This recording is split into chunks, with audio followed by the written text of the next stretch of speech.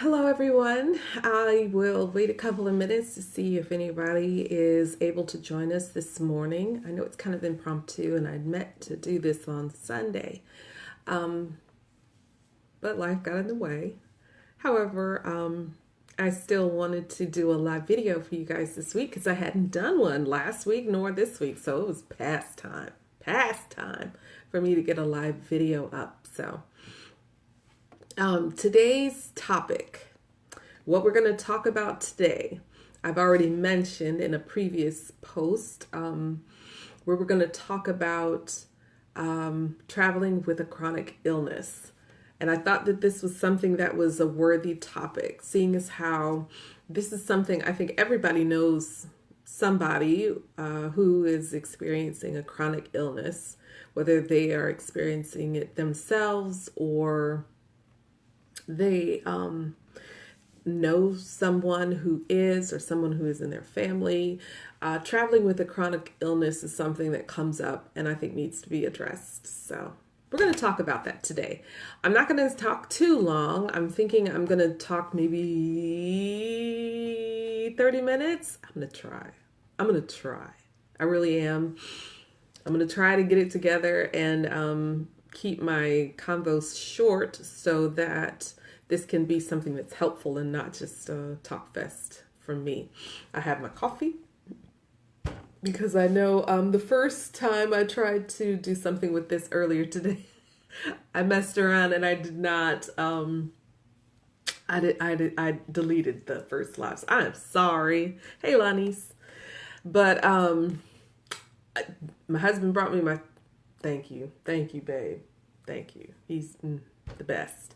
But I did want to go ahead and get started. So if you have any experience with traveling with a chronic illness, please join in the convo. So I have my notes here on my computer.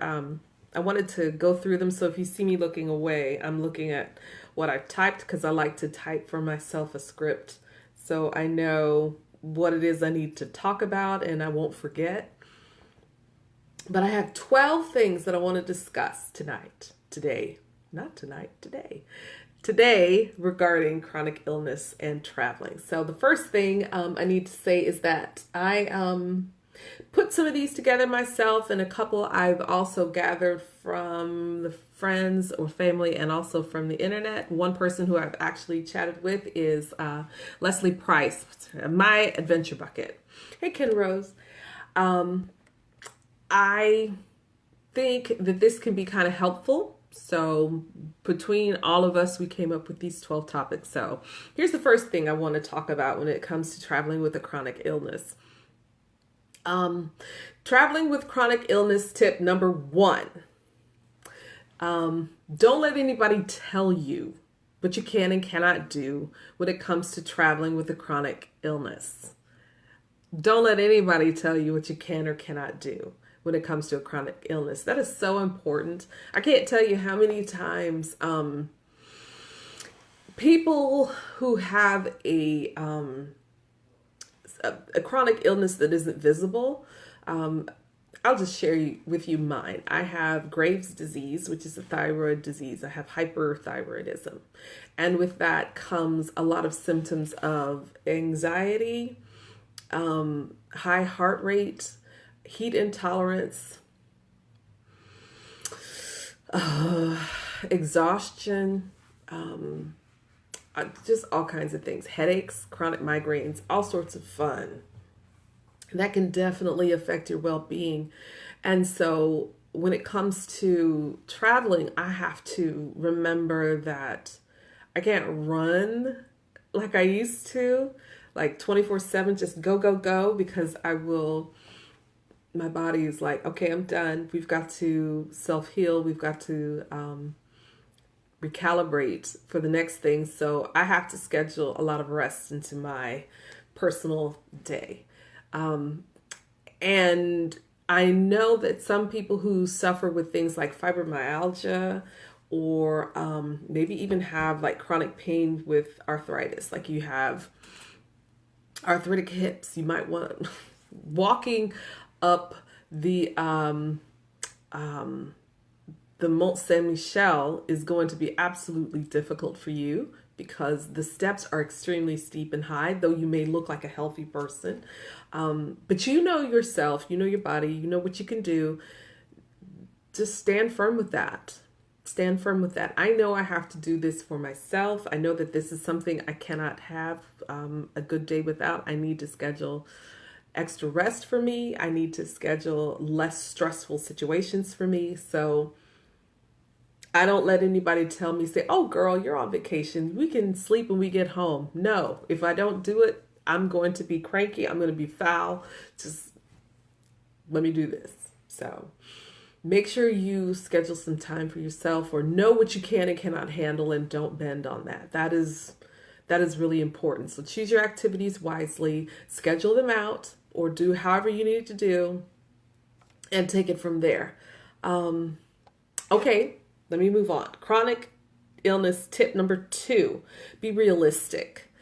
Think about what you can really accomplish during the day. This kind of goes back with number 1. You know what you can and cannot do. For me, being realistic is thinking about not overscheduling myself, which is something that used to be a big deal because I'm a type A personality, and I love to plan my day. I like, this is what we're going to do first, and then we're going to do this, and then we're going to do this. Oh my gosh, I am the queen of that. And that actually came to a horrible ending some years back when I was scheduling a vacation like that, and the whole family was just cranky. I was upset and cranky. It just was not a good experience. So be realistic about what you need with your chronic illness. If you know that this is something that is important to you, don't overschedule your day. Schedule time for rest, and do not fall into the trap. Oh, we don't spend all this money. We gon' see everything. Don't do that. Don't do that. I'm guilty, but don't do that, because that is something that I think, we feel like we got to wring out every little bit of the vacation, and we forget that part of your vacation needs to be self-care. So self-care is something you got to think about that. You got to schedule even an entire day of rest. Why not? You're on vacation. Schedule an entire day of rest where you don't do anything but read your books on your Kindle. Well, okay, pretend there's a little umbrella here. Drink your little drink and sit by the pool all day. Yes, that is something you should think about doing, because you know what? You can always come back to these places. They are not going away. I can't tell you how many times I have worked with people, especially when they're going to expensive vacations, like going to Disney, or they're going to Hawaii or things like that. And they're feeling like, okay, we got to fill up our itinerary with all kinds of activities, and we've got to make sure we hit every one. And they end up not being really good experiences. So that's not just something I guess you could take for people who have a chronic illness. You have to double think in this sense, but for anybody, just schedule that rest. It's even more important for us. All right, 3, chronic illness tip number 3. Oh, and this leads back to the one we just did. Prioritize what's important to you. I know that sometimes it can be hard, especially if you're visiting a place that you have never seen before. You want to do all the things, right? All the things. You have to do it all. But you got to kind of think about what's important, what you really have to see, what's a non-negotiable, and see if this is something that you can fill in. And you can add all of the other things maybe as a bonus, to kind of see, like, if I have a good day, maybe I can add this one thing on. But definitely schedule for yourself a good limit. Well, a good amount of things to do, but be realistic about that. Plan ahead and prioritize. So, and make peace with those limitations. I think sometimes when we don't make peace with our limitations, we kind of feel sad, and it colors our ideas about how our vacation should be, because we're looking on things like social media, which is kind of ironic. Here I am on social media But I mean, we look at social media and we see people doing all the things and they're looking like they're having the best life. But the truth of the matter is, you got it. Your vacation is yours. You can't put your experience on someone else, and you can't take on somebody else's experience. You know, you've got to make peace with those limitations, and you can end up having a really great vacation just because you remember that one little point. You gotta think about who the vacation is for. Are you really doing it for social media, or are you really having this focus time, self-care moment for you? And hopefully everything I am telling you encourages you to think about that. And another thing, when it comes to prioritizing and planning, if you have like services you have to receive, like traveling with my father, he has diabetes, so he also has dialysis 3 times a week. So whenever we travel, we have to schedule his dialysis in the location where we're going. In some places, you got to schedule like weeks in advance. So you can't wait until the last minute to schedule those sorts of things. So you've got to have that organized ahead of time. Also, my husband's mother-in-law needed oxygen. So there were times when we'd have to schedule her oxygen to be at our locations where we were going. All those sorts of things come into plan. So you've got to plan ahead, because when it comes to chronic illnesses, you have to know what's going on. It might not be a bad idea to also map out the clinics or hospitals in the area just in case of an emergency. The pharmacies in the area, all of that, plan it out ahead of time. Okay, so let me see. Let me keep going. We're on number 4 now. I talked a lot. I'm sorry. I'm trying to keep it quick. But you know me, y'all. I'm just going blah, blah. Anyway, tip number 4. The fourth thing to think about when it comes to chronic illness is packing appropriately. Now, I know that this should go without saying, but if you have a chronic illness and you know you need things, pack light, but pack smart. If you know you have poor circulation and you're going on a flight, get those compression socks. And doesn't matter if you think they're for old folks, so what? It's your life. Get those compression socks so you can live your best life, right? For me, sometimes I have chronic pain because I have flare-ups with fibromyalgia. Get that TENS. That TENS, oh my God. Because I don't like to always take medication for things. Get the TENS. Get the TENS to put on. You can wear it under your clothes and you can zip that thing, well, put that thing on and you can be fine. And make sure if it has a charger, you bring your charger, or batteries. Make sure you have adequate batteries, whatever it takes, or an electric heating pad, converters if you go into another country, because that electric heating pad isn't going to do you any good if you can't plug it in, or if you try to plug it in and it explodes. Oh my God. But you don't want to do that. So just pack correctly, pack smart. I have a mother. Well, my mother and my sister are actually ill right now. And one thing we plan to do is to do a mother-daughter-sister trip. And in doing that, they have, my sister is going through chemotherapy. So her immune system is compromised. So when we go places, she has to wear a surgical mask, hand sanitizer, antibacterial wipes, all the jazz, just to make sure we can have a good time without her getting sick. So pack those things. You can get hand sanitizer. They're teeny. They can be really teeny, and you can hook them onto your backpack or whatever you carry. Keep them in your bag, your purse. Surgical masks are easy to get. Put them on, strap them on, because when you're in the plane or in public areas, there's always somebody all over you. And if you have a compromised system, that can be dangerous. It should go without saying to everyone that it's important to bring a list of your medications.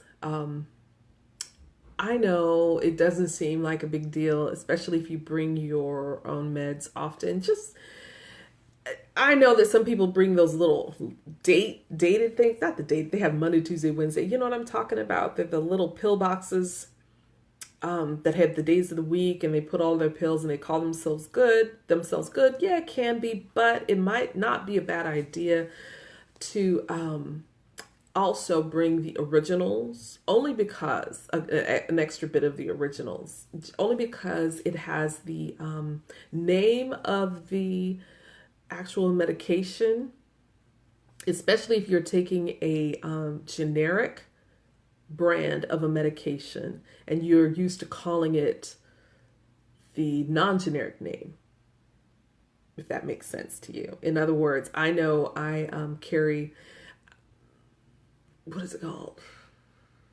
Benadryl, but I get the off-brand. I get the off-brand because it's cheap, but I call it Benadryl. I'm like packing some Benadryl, and if that were a medication for me, and I needed to tell somebody that's what I was taking, I couldn't. I don't know. It's called allergy medicine, but I call it Benadryl. But I don't know the name of it. So that might be something to think about when it comes to your medication list. That's why I say bring a medication list, and do not forget the dosage, because we can sometimes rattle off the names of our medication. I take this, but we don't remember the dosage right offhand. We just take it, and that's all there is to it, along with the times of day that you take it or any counter interactions it may have with certain things. All of that is important. Don't even forget the vitamins and supplements that you have. I have to take vitamin D. That's medically something I have to take.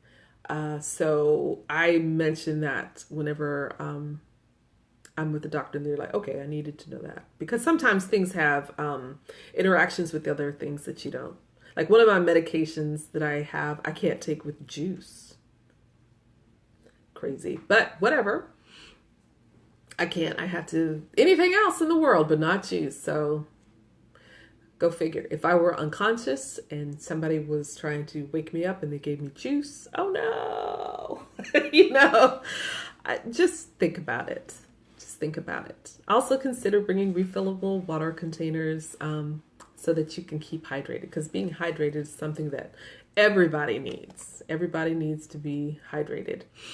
Think also about the sun. Some medications, you can't be out in the sun. Or if you are dealing with chemotherapy and you've lost your hair and all of that sort of thing, sunscreen is important. Having like a parasol or an umbrella, hats, all of those things are important. So pack smart. Think about what your illnesses limitations are as far as that's concerned. Just keep it in mind. All right, tip number 5. Consider traveling with travel insurance. Now, I know, you already paid all this money. You're not trying to pay an extra X amount for some insurance. And you're going. You don't spend all this money. You're going. Yeah, but sometimes, especially with the chronic illness, you can have a flare-up and it can cancel your whole vacation. So sometimes paying a little extra in the beginning can end up being an enormous savings that will pay off in the long run. I can't tell you how many times it's come in handy for me. So just consider it. All right, 6. Rethink how you travel. So I used to go by foot, traveling in new cities, walking all over the place, and I still do. But I know when I was traveling in Paris with my mother, she's experienced ARDS, which is acute respiratory distress. And so sometimes she has a hard time catching her breath.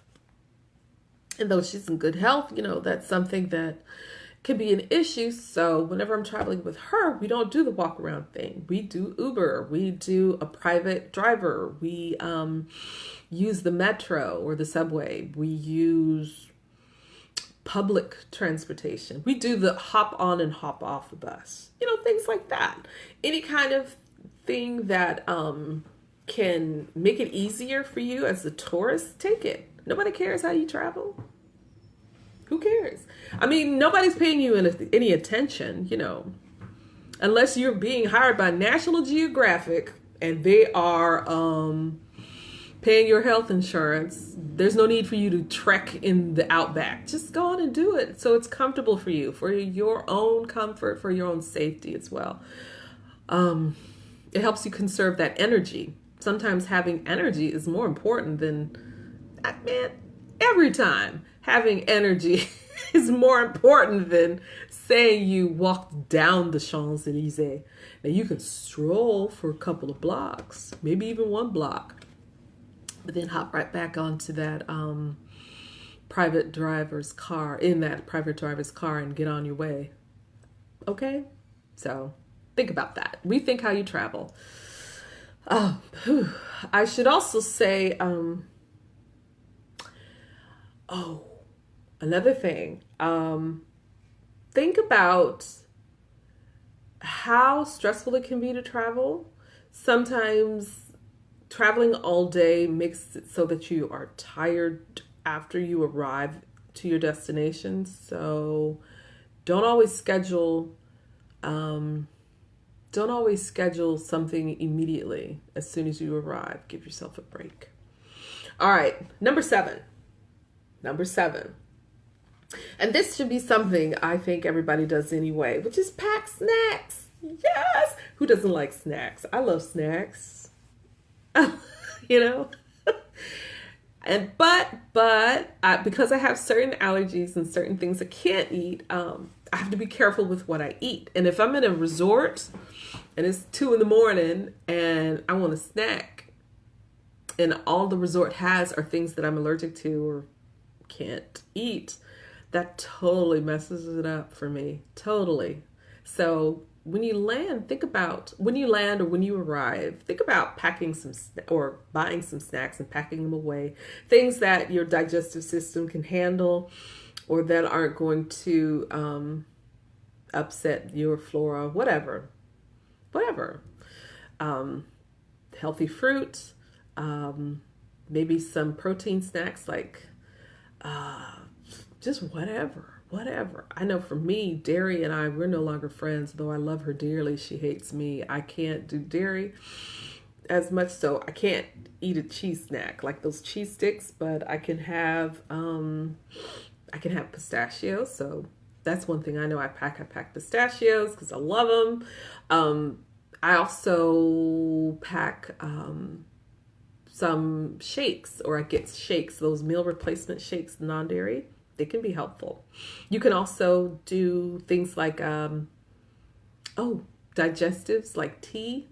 Ginger tea helps whenever I have an upset stomach.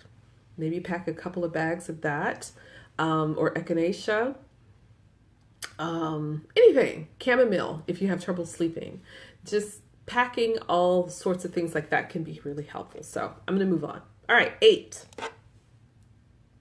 Okay, chronic illness travel tip number 8. This is the most fun, I promise. Consider scheduling a spa day when you arrive. Think of it. You're on tour. You're on vacation.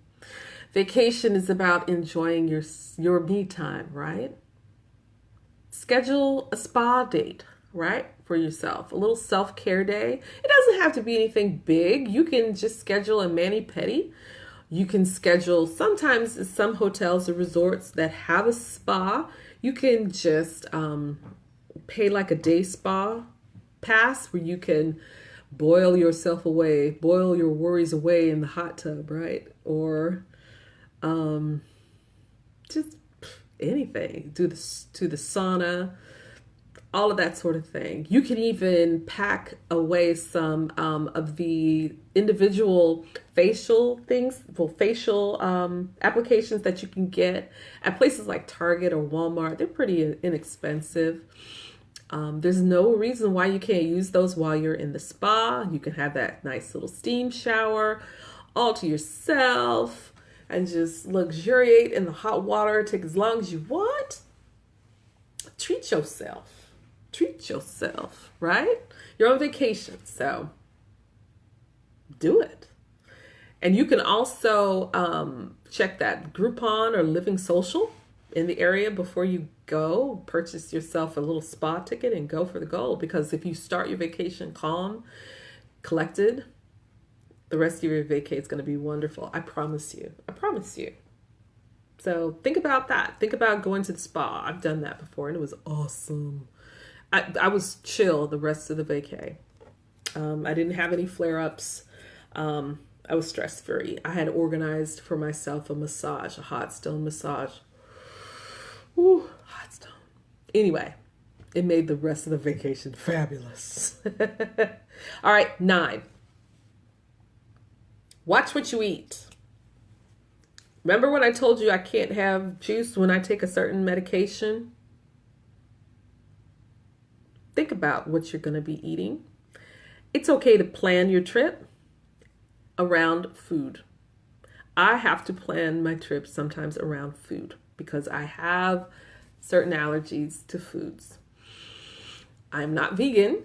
I am not vegetarian, but I do eat a lot of plant-based foods due to the fact that I have my issues. So I scope out restaurants and grocery stores in the area before we go, and I plan meals there. So I know that for me, I'm not going to go to a place that has a lot of pasta. Like gluten and we're not the best of friends. So I try to avoid Italian restaurants that only do pizza or pasta. They have to have things with other sorts of Italian food on it. And then everybody's happy because my husband lives for pasta. So, plan around your diet, plan around what you got to do. And again, pack that Pepto-Bismol, pack that Imodium ID, whatever, ginger, all of the things you're going to need, probiotics.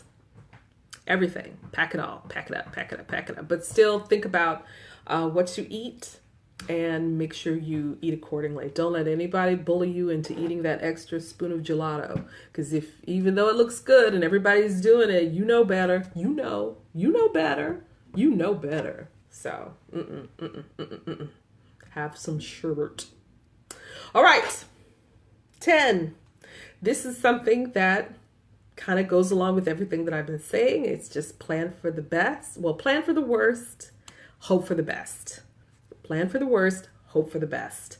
If you have a plan, you'll be able to knock away any problems before they come up. If you know you're going to need rest after a stressful day of travel, think about scheduling your arrival in the afternoon so you can check into the hotel immediately after you arrive.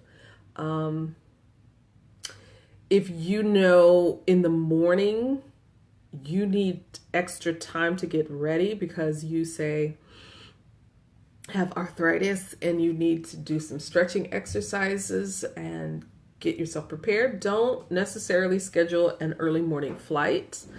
Location, where do you want to stay? If you know you do want to be able to walk to some of the sites that you want to tour, consider paying extra to stay close to those sites. Yes, it's cheaper to stay on the outskirts of most cities, but that's not always, saving money isn't always the best thing. If you know that this is going to be an issue for you, go ahead and schedule yourself to stay at a hotel or resort that's within the city limits, close to the places where you want to be.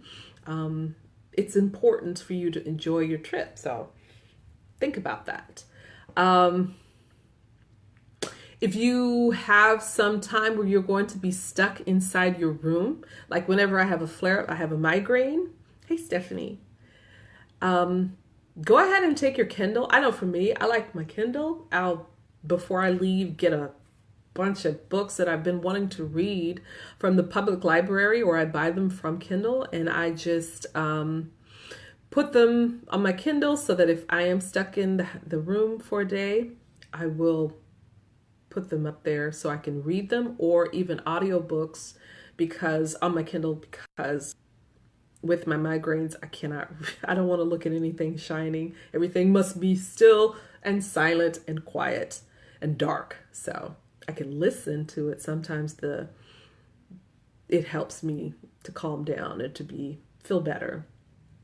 And I also have my snacks and good movies. Go ahead and schedule yourself some good movies. Those pay-per-view, go ahead and do it. Hey, Neftari. So if you have those kind of things scheduled, go ahead and get that organized. And it's not a bad idea to go ahead and consider not booking things that are non-refundable. Whenever we go to places, one thing I'm really, really careful about is not picking up tickets for something ahead of time if I know that I may have a flare-up. Or I know one thing that's true is that whenever you purchase Groupon tickets or Groupon experiences, it isn't refundable necessarily, but you can move the funds that you paid for that particular experience to another Groupon activity or event, or you can use the same amount of money that you paid as a coupon towards whatever purchase you make in the future outside of that Groupon experience at that same establishment. So consider those things, planning for when you do have the worst happen. But your travel insurance should also help cover you there too. Okay. All right. 11. See, I'm moving along. Number 11. Will that work? Okay. Number 11. So here's the tip. Figure out your triggers. Don't be triggered. Chocolate. I dearly love chocolate. Chocolate and I have a love affair. But I know that it triggers my migraines. I love a good glass of wine. There's nothing better. But I also know that triggers my heart rate to race. If I have more than one glass or anything of that nature, sometimes I just can't do it. So I avoid it. Isn't that sad? Well, no, it's not sad because it actually makes it better for me. I won't have to worry about being ill or being down for the count. If I eat chocolate, I can only have a little bit because a little bit won't trigger me, but a lot will. I can have only one glass of wine, so I nurse it all night. But I'm still having my glass of wine. Anything else above that, and I'm pushing it. I'm pushing the envelope. So if you know your triggers, avoid them or do them in moderation. You just know. I have a girlfriend right now. She can't touch chocolate. It makes her sick to her stomach. So when she went on vacation, she avoided it completely. Even though she loves it, she knows she can't do it. When I travel with my father, who has diabetes, we do not do an excursion for, say, a cooking class to learn how to make a French tarte aux pommes. Why would I put my father in a position where he would be exposed to eating too much sugar? We do things that he can enjoy instead. We go to a nice vegan restaurant and he can try something new. Avoid your triggers. Stress is a trigger sometimes. If you're stressed, it can make your chronic illnesses even worse, especially if you suffer from things like fibromyalgia, anxiety. I'll say that's a chronic illness, or depression. And depression doesn't always mean sad. It just means suppressed, if you will. But you know what I mean. But go ahead and schedule some extra pampering time if you know that stress is an issue for you. That spa time that I mentioned, that's something that's helpful. Go ahead and budget extra for the things that make you calm and peaceful. Get the data plan on your phone if you know that keeping connected with friends and family back home is important, or the phone plan so you can always contact your doctors. Whatever you need for peace and calm, you schedule it. You get it because you need to have it. That's a need. Get your rest. That's a trigger if you're tired. Travel insurance can cover you if any of your travel is triggered, but also learn where the local hospitals are, the local pharmacies, clinics, have copies of your insurance, all of that sort of thing. So you can keep away from the negatives. All right, last one. Last one. Okay, I said it was going to be half an hour, so I'm close. It's been 34 minutes. All right, but travel tip number 12. So, be as comfortable as you can be. This is your vacation, so be as comfortable as you can be, as comfortable as you can afford to be. Maybe you can't afford first class, but maybe you can get the exit row and sit there so you can have extra room for your legs or extra opportunity to move if you know you're susceptible to blood clots. With your compression socks, give yourself that opportunity to do that if you can budget for that. And you know what? Here's a tip. Ask for upgrades at the counters. You never know. I mean, nothing beats a failure but a try. You can go up there and say, look, I just wanted to ask if there were any upgrades available. Be willing to pay X amount of dollars, and you might be surprised. This is sometimes more feasible at hotels.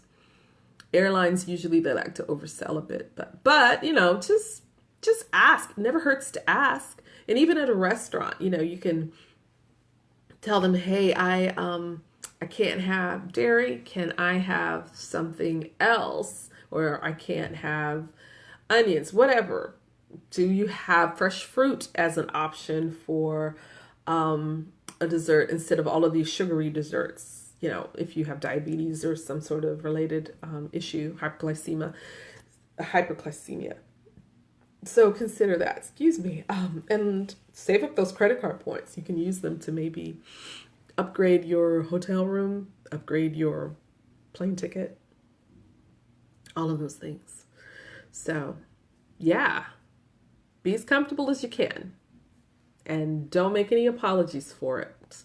I think it's important to remember that people with chronic illnesses, we can travel too, and we can have a great time. We can enjoy ourselves. We can have a memorable time. We can post those pictures on Facebook just like anybody else. But you just have to do a little extra planning. And that's something that I think needs to be represented. So consider it. Consider that, especially if you're traveling with someone with chronic illness, or if you are blessed enough to not suffer from a chronic illness yourself, be considerate. Sometimes people with chronic illnesses have reasons why they will or will not do what they are doing or not doing. So don't push the envelope, and be considerate, be supportive, and it will all come out helpful in the end. Okay, so that's it for today. I think I have covered everything I could think of. Probably a little bit more because I was running my mouth, but please do share this video with people. And if you have any comments that you want to add, please do. There's a lot of people in our group who are in the medical field who probably know a lot more about what it's like to travel with a chronic illness than I do and have better advice. By all means, I am by no means an authority on it. This group is for learning from each other. I think it's really important for us to do that. So take care of yourselves. And remember, travel is just an opportunity away. So grab it with both hands. Love y'all. Oh, one more thing. I haven't forgotten. Since we have gotten over 500 people in our group, I've decided to do a giveaway, and I'm going to announce it tomorrow. It's going to start for the month of December because I think that's the month of giving. So that's when I will give, and it will be a really great giveaway, I think. And so share the news. All right. I love you guys. Keep it easy. Bye.